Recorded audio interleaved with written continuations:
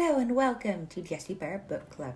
Today we are talking about episode 6 of House of the Dragon. I know I am super late getting these reviews out, but I do have a life outside making YouTube videos, but only barely. This episode was called The Princess and the Queen, and I'm actually really enjoying the aging up. Though I was quite attached to the other younger actresses. Maybe we'll get some flashback scenes at some point, but the new actresses are brilliant. Somebody really did their research, getting them to look similar and the appropriate amount of age. Talking about great actors to choose, why did the showrunners make Alicent's kids, Aegon and Aemond, look so weird? They're obviously trying to make the Greens the bad guys, I get that, and Aegon and Aemond are obviously meant to be the baddies, even though everything's meant to be grey. But why did you have to make them look like albino mice?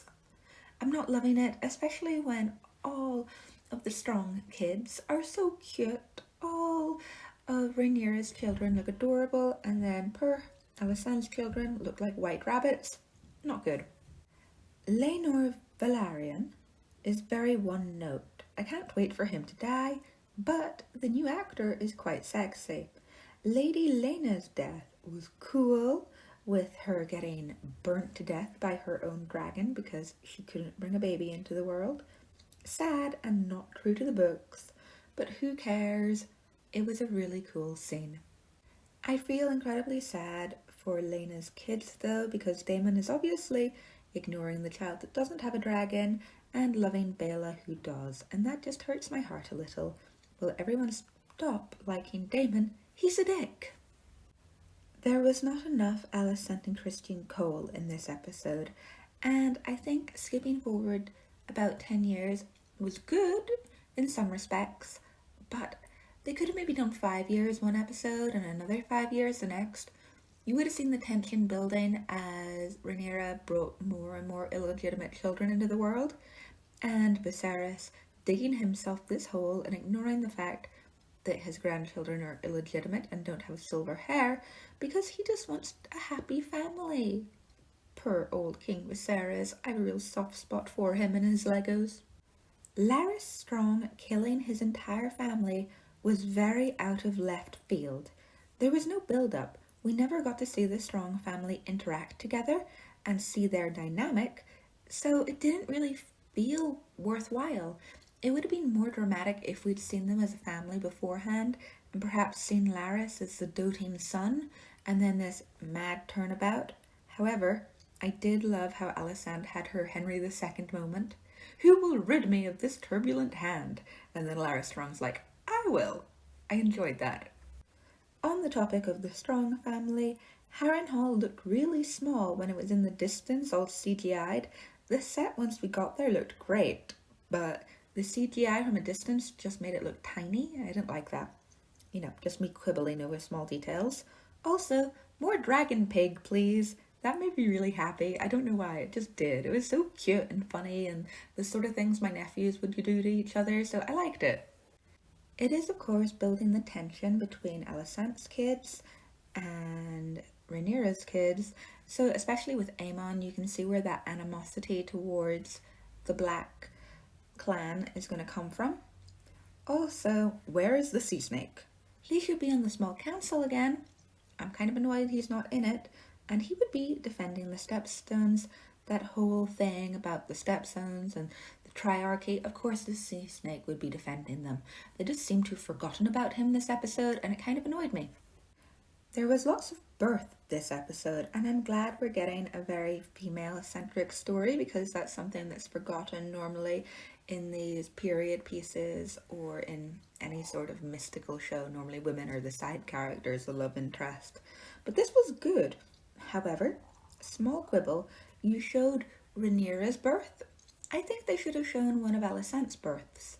You know, maybe the first one. Maybe it was difficult. Maybe, you know, she struggled with it, especially obviously not being overly in love with the child's father, you know. That would have been good. I also really liked seeing Helena, the dreamer, the little princess playing with her millipede. I hate millipedes, really hate them. But it was a cute scene, and I liked how she's obviously prophetic And you see that, well, if you're paying attention, you see that. And if you've read the books, you're like, this makes sense. I really want her to get a dragon. Let her get Dreamfire. That'll make me happy. And I cannot wait to see how she copes with blood and cheese, because that is going to be some dramatic shit. The next episode, I really want to see Aegon and Helena's wedding. I think that'll be really cute because, of course, they have children before Viserys dies in the books. I think they have 3 children. They have 2 boys and a girl. So that better happen. I want to see that. Nice big wedding scene. Because we kind of got a bit of a wedding for Rhaenyra, but it was more of a feast. I want a proper wedding in, a set, but with all the incense and all of it. And I also want lovely Rhaenyra to be annoyed about it because, of course, she offered Jace, her oldest son, to Helena in marriage.